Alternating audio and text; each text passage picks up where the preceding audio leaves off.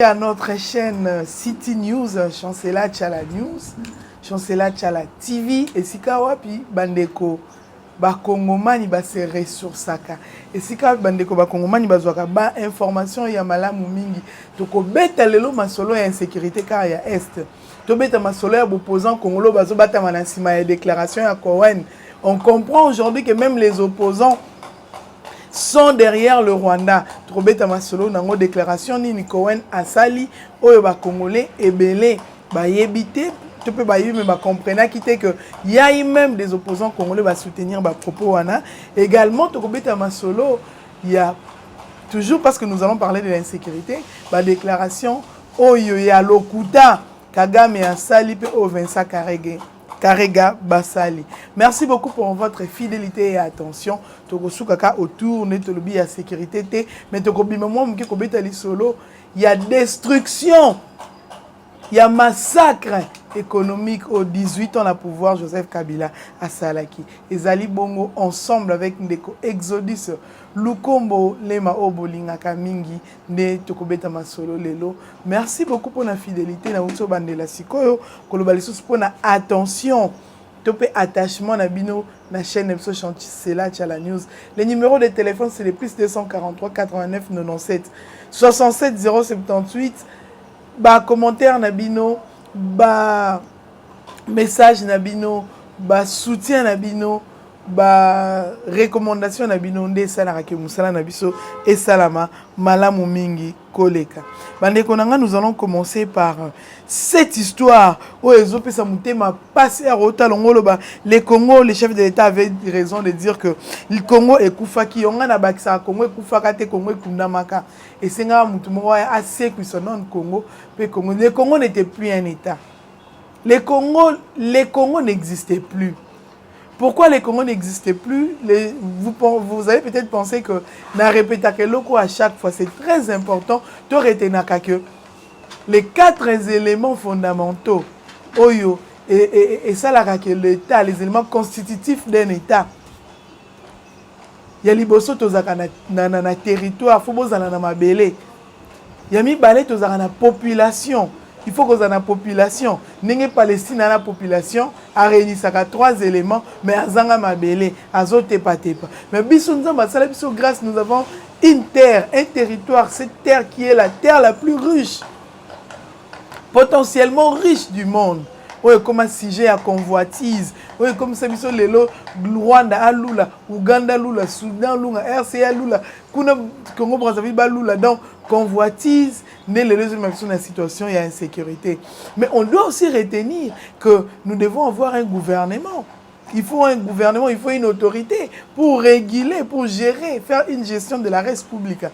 Et les derniers éléments, on a des la souveraineté interne et externe. Binomoko reconnaissance, na la souveraineté, donc to milingi biso to s'accepter, to un amour patriotique, ne ko sala que respect to on a kati libanda pe to la respecter.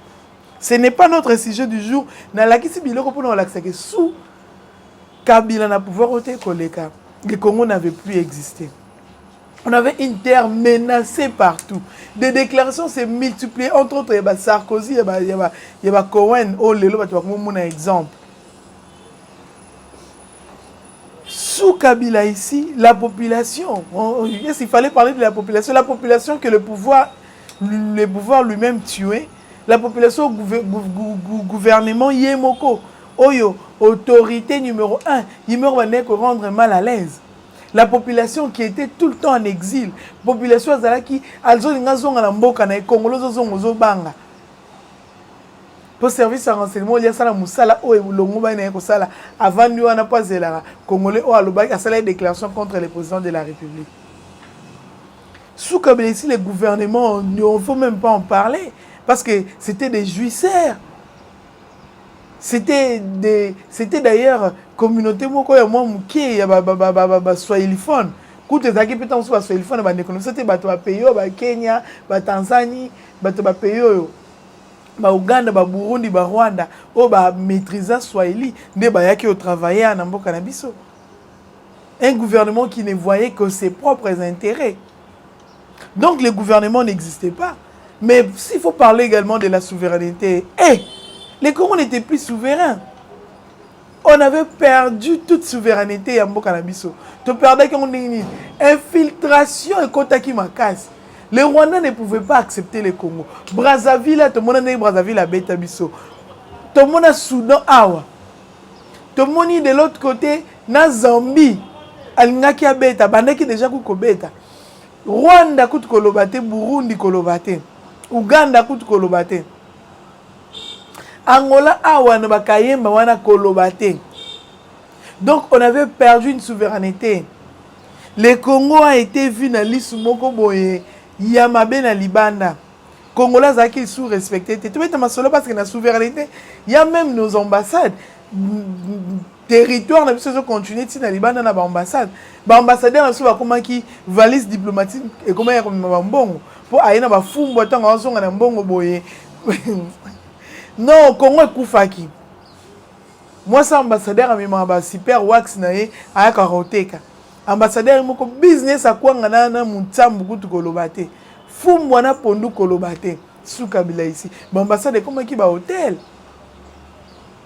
Ah, oya non, ça va, ça va. Quand on a la chambre, la chambre d'hôtel, on a la l'ambassade, qui a 200 €. L'ambassade va Suède coûte kolobate, qu'on est comment qui sur le bas tété la téba rotia, on te période la show qui tourne ministre des Affaires étrangères. Et ce sont les mêmes personnes qui continuent à diriger la Suède. Torobet à ma solo nango prochainement, mais tobet à nous tous on a la sujet nabiso, il y a sécurité. Le Congo n'existait plus. Parce que na betaki masolo na ba émission sous tolekaki après deuxième guerre mondiale toleki to komana to yekokoma na période de guerre froide avant écroulement ya mur de Berlin ba nekona bozola nanga monde bavandi batali babi non tozoki politique totsaki liboso tozoki makambo ebele totsaki liboso mais on a oublié que il fallait te penser na social et peuple. Ça c'était les socialistes. Au bazaki ba capitaliste, au lelo ba comme socialiste ba réfléchissa qui bon de l'autre côté au bazaki le tout ba communiste. De l'autre côté les capitalistes ba vandi na ba socialiste ba non. Voyons d'abord l'économie, toute ça économie liboso parce que même pour que l'institution politique ait fonctionné, on a besoin de l'argent. Pour que les social du peuple et à la malade, nous avons besoin de l'argent. D'où te penser économie, finance et à la stable.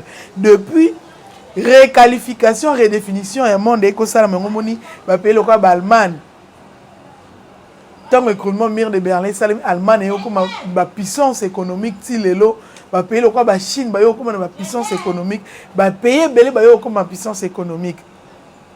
Mais biso na Congo distraction na distraction. Distraction na distraction, les gens bazuika optique wana ya roté économie liboso mais ba penser na ko s'enrichir de manière illicite. Bango moko ko enrichir mboka te mais bango moko s'enrichir né en moni et ça dit que lelo nous avons un président conscient de la personne de Félix Antoine Tshisekedi Tshilombo. Oyo a activé l'isusu. Et loko o Kabila bandeko ko sala te IGF pour que IGF aujourd'hui, IGF est en train de faire son travail. Tobeta Masolo, il y a détournement dans Gécamine. Pendant 18 ans, dans le gouvernement, Oyo, massacre économique. C'était un gouvernement génocidaire. Mais génocide, nini? Génocide à Liboso, génocide économique. Parce que même pour na Rwanda, aïba na ko mener à bien guerre naé, aïba na ko kota bien na Congo. C'est parce que armée na biso sur le plan logistique, armée azalaki na l'autre côté, armée azana budgeté, mbongo ezate. Rwanda multiplia budget na ya armée fois plus de 10. A multiplier l'économie en Mboka, a multiplier le budget en Mboka, a renforcer l'armée, a renforcer le service et la sécurité.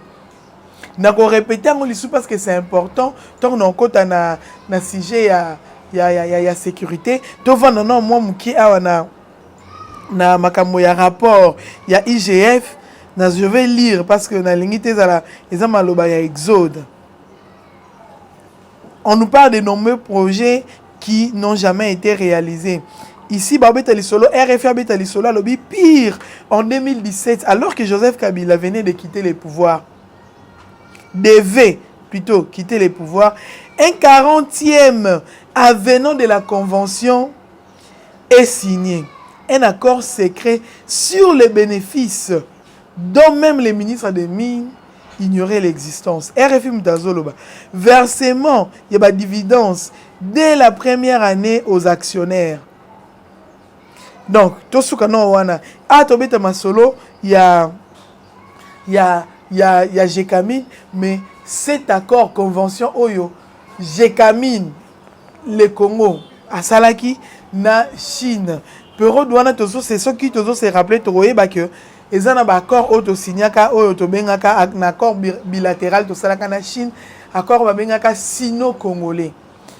Dans l'accord na biso saka sino-congolais, il y a eu d'autres accords, il y a une convention na quatre accords wana bengaki si-comine. Donc sino-congolais, mais na makamwa mine, ne ba vandi saki mo beaucoup na bango na quatre Gécamine. Pendant ce temps, le président de la République c'était Joseph Kabila. Et pendant ce temps, Katanga a été dirigé par Moïse Katumbi. Oh, le lor mimona saint, a comme mimona propre, a comme président de la République.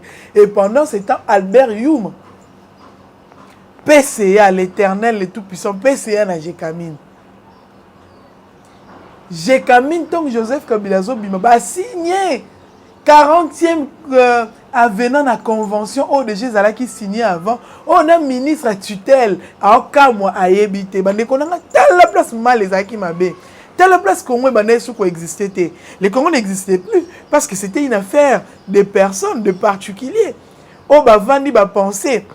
Oh yo parce que si les Congo existaient, ceux qui gouvernement on est existait solo, il fallait les capar le ministre de tutelle au hasard ministre Mine. Mais ministre Mine a joué bah obscurité. Ténèbres, une situation ténébreuse. Ministre Azoyeba existence. Il y a accord ou Azoyeba et pourquoi la ngote. Ça sont des choses qu'on a vécues sous Kabila ici.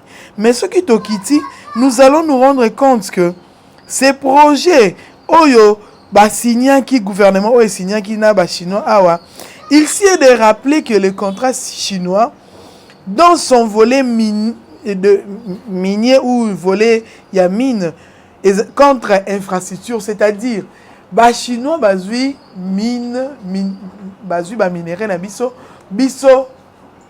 to ko pas chinois eza infrastructure parce que on ba volet mine contre infrastructure na infrastructure na biso awa. Il était prévu que les Chinois arrivent à réaliser 3213 km de chemin de fer et 3408 km il y a route, 45 km il y a voirie, 5000 bâtiments. Mais dans tout ça, à tel comment ils allaient réaliser. Tous en Congo, bande qu'on a des commentaires, botika mes commentaires sur les qui na direct, on a qui interaction ils allaient maman. Botika commentaire, oyo amona ata 1 km à Pamba. Ba chinois ba sala ya chemin de fer, atindeli biso na ba commentaire, na ba preuve na ba photo. Oyo amona banzela na ba sali, na biti banzela ba grandir. Parce que banzela il était question ya ko sala banzela ya ko yesa banzela minene te. O amona pe banzela ba sali ayebisa biso banzela o ba sala. Je pense que mutakoza na réponse azalité. Mais siko yo ka tout au coût total ya makambo o ba chinois fallait ba zwa na mine biso to o ba estima ki ngo na mbongo estimation ngo na mbongo ya coût total na ngozo salama pona banzela o na lobby chemin de fer route voirie et puis mamba bâtiment estimation nango c'est 6 milliards 655 millions bande konanga tout le bagage presque 7 milliards. Est-ce que on a estimé en bonne et due forme quantité ya mini o bango bazwaki ba minéraux o ba chinois bazwaki po ba chiffre oyo eza ba chiffre o bango ba calculer que bango ba laxaki na papier mais sur le plan de fait ce que ba chinois o ba chinois bazwaki eza une équivalence il y a chiffre o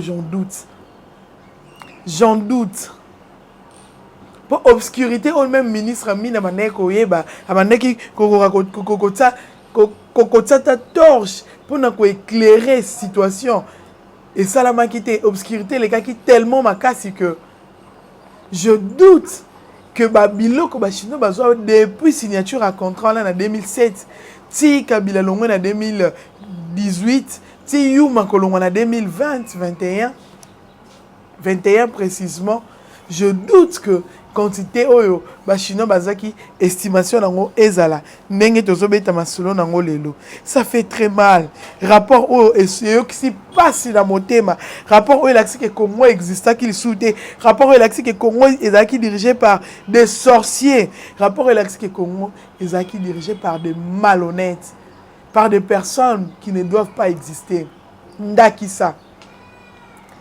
Nous sommes dans l'obscurité. L'électricité, Inga, charge l'équipe. Joseph Kabila président. Non, mais sur le temps que Joseph Kabila président. À penser à qu'on réhabiliter les travaux. À penser à ça 1 mètre à Singaté. Mais ces derniers a pensé à Tonga. Kingakati. Ces derniers a préféré à Bomba jardin zoologie botanique pas Tonga Kingakati. Ces derniers lelo a pensé à ça la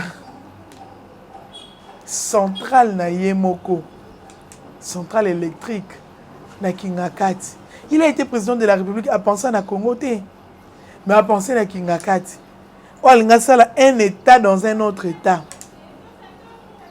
Chose qui ne sera pas réalisable.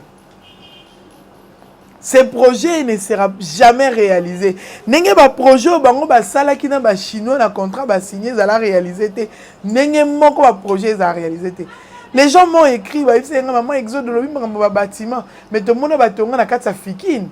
On les anda ko bata ya zoé ya tonga ti ba to bo futelaka.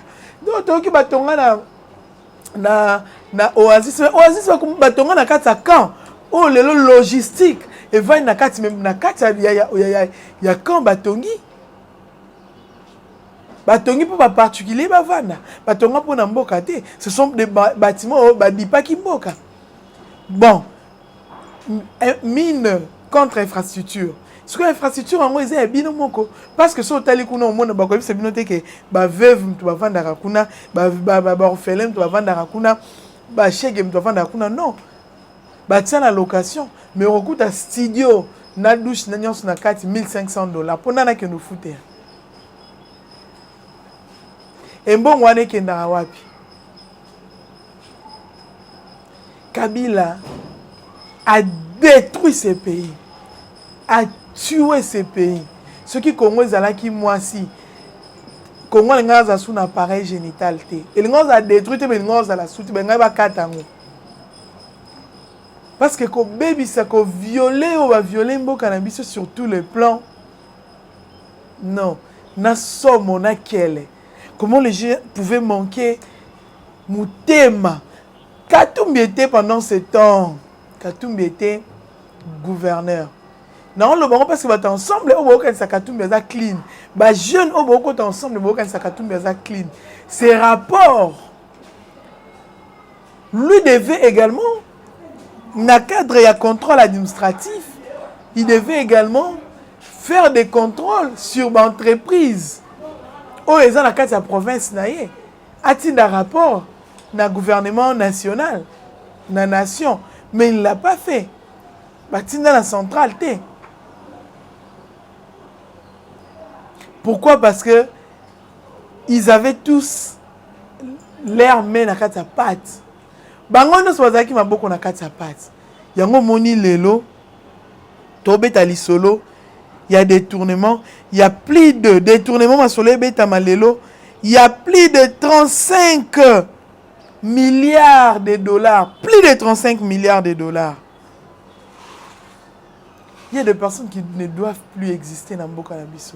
Moutao Lumba solo à l'okute à Koyiba et Kindoki. Tout bêta, tout côté rapidement parce que nous devons chiter les lots, batebele, qui est aéroport, qui nous yamba les rois belges. Bon, pourquoi? Parce que après je dis, bon, la diplomatie agissante, Moussa, on fait déplacer, au nom de la diplomatie, un roi se déplace pour venir dans notre pays. C'est une bonne chose. Mais si on a raisonné, parce que ces gens-là, et la même mise, dans la politique, l'ingérence dans la politique interne, ces gens-là ne m'inspirent pas confiance. Courage na bato bazo kene koyambaye. Vincent Karega qui fait une déclaration, il dit le Rwanda n'a pas d'intérêt à soutenir les M23. Vincent Karega malade, tu es malade, toi t'es fou. Karega est fou et malade. Karega oh lobby, je suis congolais du côté de ma mère. Ouais, mais tu m'as bien Karega na Paul Kagame. Paul Kagame ici qui se dit être lokele, lokele zake longibongo.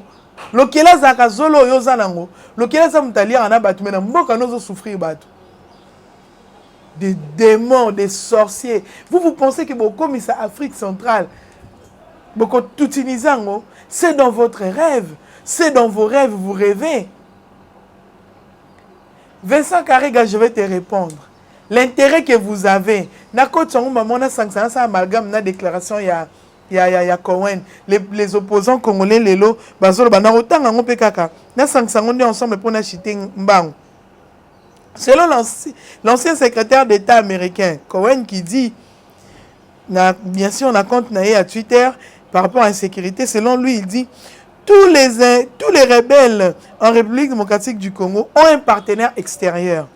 Le partenaire extérieur soutenant ces rebelles du M23 au Kivu est basé de l'autre côté de la frontière orientale. Mais nini bato bazolo keza ba prestier gisement minéraux du Kivu, notamment or et consorts. Alinga light bato mais nous savons que ce sont les Cohen ici. Oh yo lelo déclaration na yima moko ba opposant congolais. Moni Cohen kuna déclaré alobi que la partie orientale on va soutenir le M23. Kasi cette partie-là, et ça Félix Abenga qui ami. Donc Félix est derrière. Telle la place pour qui ne m'a. Mais bon, ça dit que Cohen, na Sarkozy, ce sont des personnes qui ont dit que le Congo était grand pour être dirigé par les Congolais eux-mêmes, par les Congolais eux-mêmes. Nous oublions que c'est leur plan. Il y a Cohen, na Sarkozy de Baluka qui doit exploiter tout ça l'exploitation en commun nous et les Rwandais ba minéraux. Les lots à Baluki. Plus de 5 ans plus tard, est soutenu par le propos n'est soutenu par l'opposant congolais. Les opposants congolais, vous êtes des inconscients. Vous êtes des inconscients. Il y a un moment notion à civisme dans le Congo, notion à patriotisme dans le Congo et Koufa. Comment n'est pas un exemple? Comment quand il dit que les partenaires sont, ces partenaires sont de l'extérieur, ce sont des partenaires extérieurs. Mais ce sont les Américains et les autres. Les Américains, les Français, les autres, qui ne savent pas que les Français ont tué Kadhafi. Bah, utiliser Sarkozy pour nous cangailler en droit pénal, comme on a toujours besoin d'éléments matériels. Éléments matériels, les athées.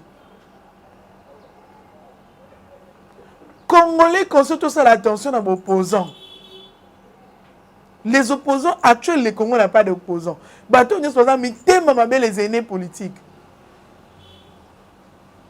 Vincent qui dit que le Congo, le Rwanda n'a pas d'intérêt, Vincent, il nous a posé une question.